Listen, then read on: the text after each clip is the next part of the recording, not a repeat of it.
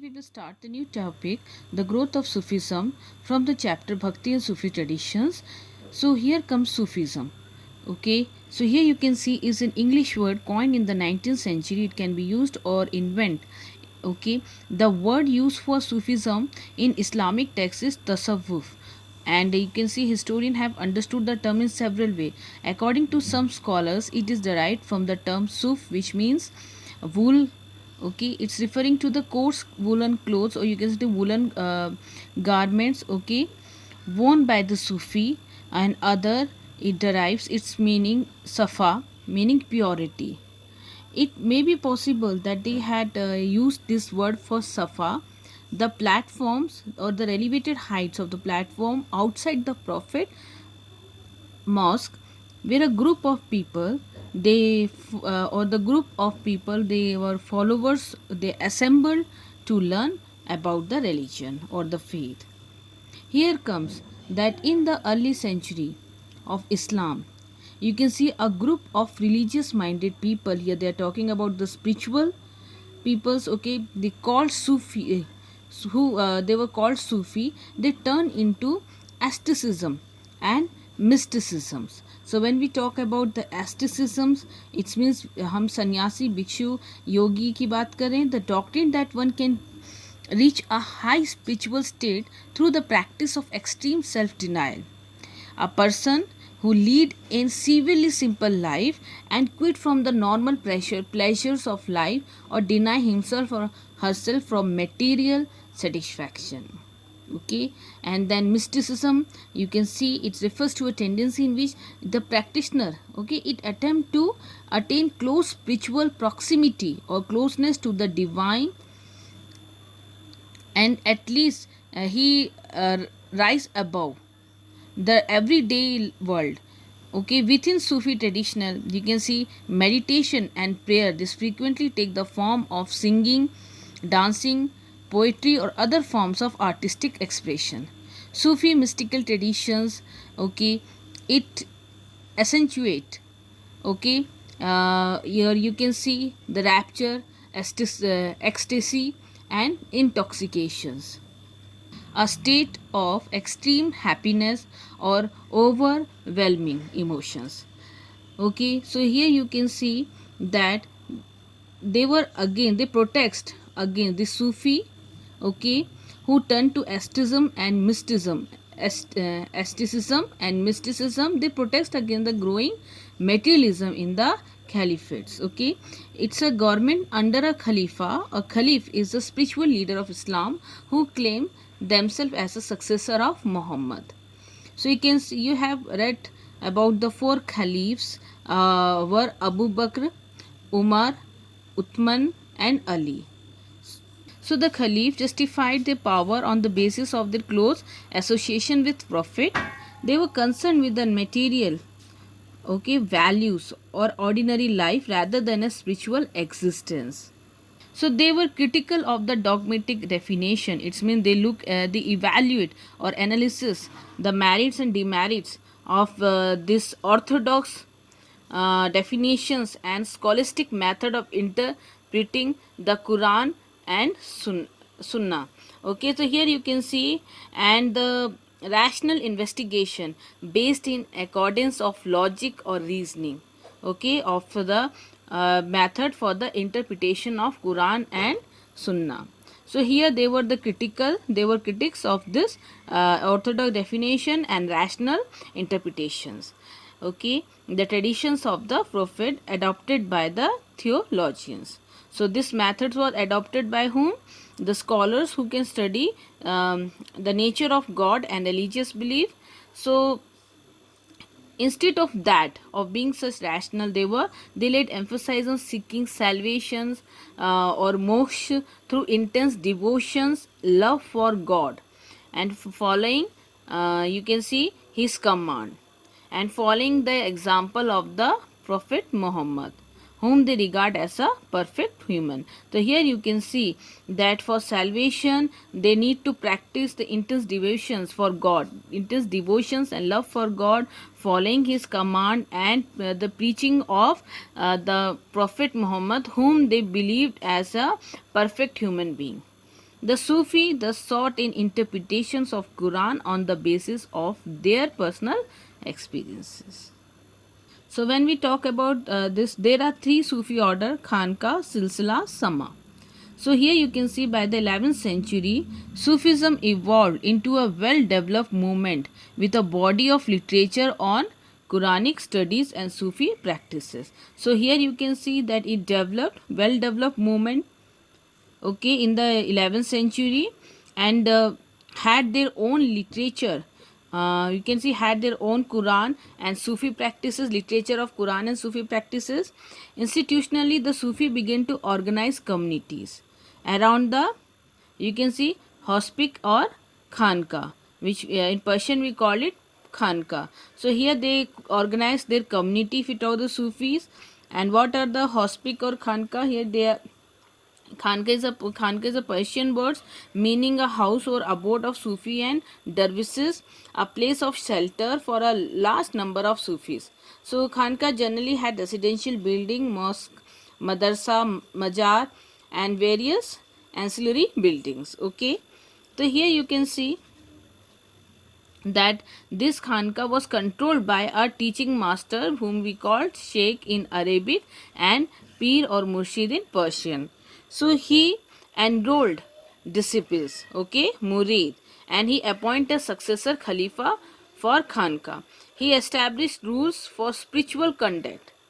Okay, he established rules also for spiritual conduct and interaction between inmates as well as between layperson and the master. So here you can see there's interaction between the inmates living there, the people who are living in the khanka, as well as the layperson, the ordinary man, with the master or the sheikh. Then comes Sufi Silsila. It began to crystallize or formed in different part of the Islamic world around the 12th century.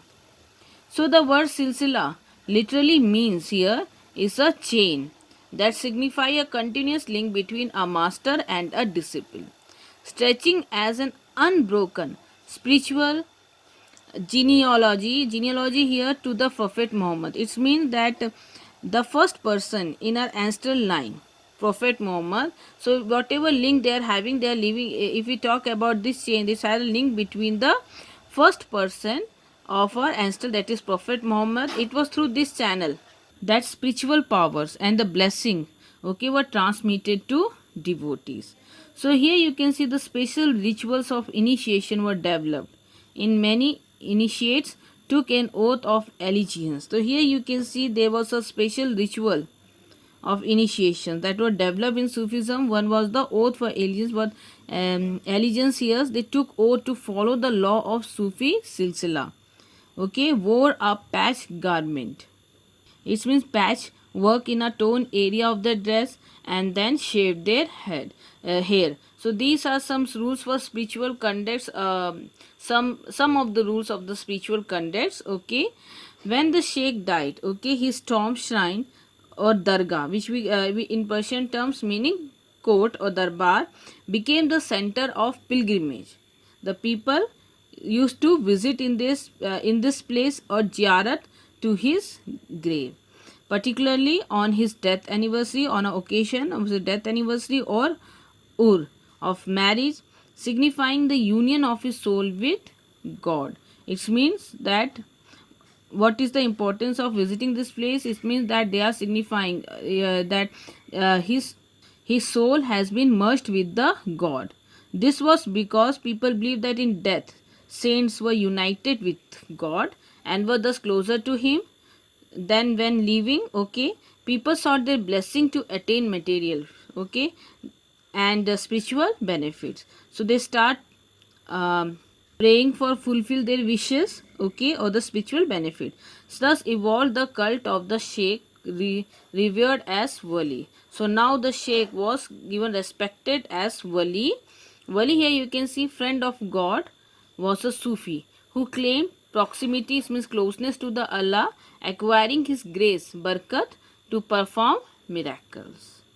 So outside the Khanka, you can see some mystic, they initiated movement that was based on radical interpretations of the Sufi idols.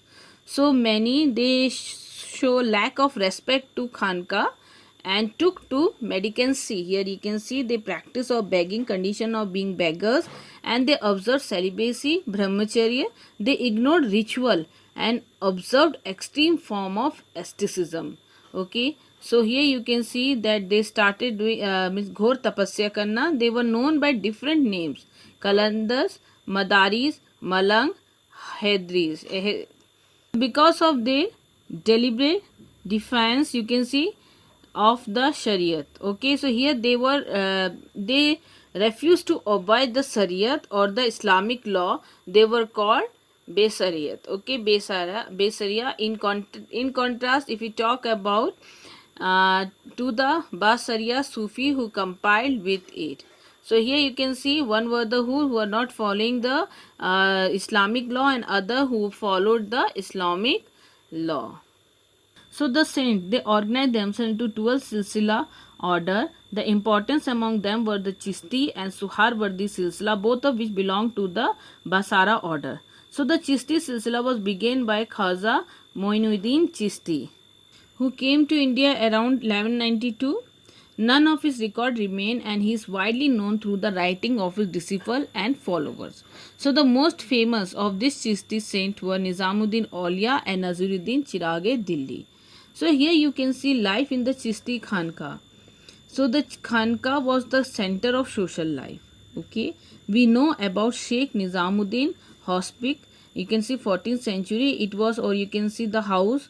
It was, or the shelter home. It was located on the bank of river Yamuna in Gyaspur, on the outskirts of what was then the city of Delhi.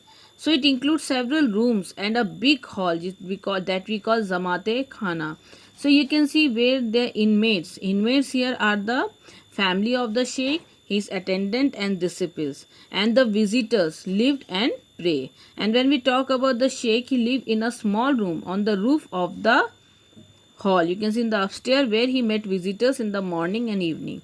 A veranda was there which was surrounded, a veranda surrounded the courtyard, and you can see a boundary wall that ran around the complex. On other occasion, you can see fearing a Mongol invasions, people from the neighboring area also, a large number of people, they came into Khanka for shelter or seek refuge. So there was an open kitchen in Khanka, okay, that we call langar, run on futu. Futu here is unasked for charity, something which is given voluntarily, okay. From morning till late night, people from all walk of life. You can see soldiers, you can see slave, you can see singers, you can see merchants, poets, traveler, rich or poor, Hindu yogis and kalandas. So they came seeking for discipleship and amulets for healing and the intercessions of the Sheikh in various matter, or to ask to act as a mediator to solve the problem or any of the issues related with any matters. Okay, other visitors here you can see included the poets such as Amir Hassan Sizi and Amir Khusro, and the court historian Ziauddin Barni, all of whom wrote about the Sheikh. So here you can see the practices that were adopted, including bowing before the Sheikh, offering waters to the visitors, and shaving the head of the initiates. Here are the जो दीक्षा प्राप्त करते हैं, ठीक है, and yogic exercises represent attempt to assimilate local tradition. It's all represent what, that they adopt and follow the local tradition. Then comes Sheikh Nizamuddin appointed several spiritual successor Khalifas, and they deputed them to hospices in various parts of subcontinent. It means they have set up shelter home or khanka in various part of subcontinent, and where these Khalif they were appointed. Okay, so as a result, the teaching, the practice and organization of Chishti, okay, as well as the fame of this Sheikh, popularity of this Sheikh, they spread rapidly. So this in turn drew pilgrim to the shrine. Okay, so here you can see the number of pilgrim increased due to this publicity, this uh, fame, and then they start, and also to the shrine of his spiritual ancestor.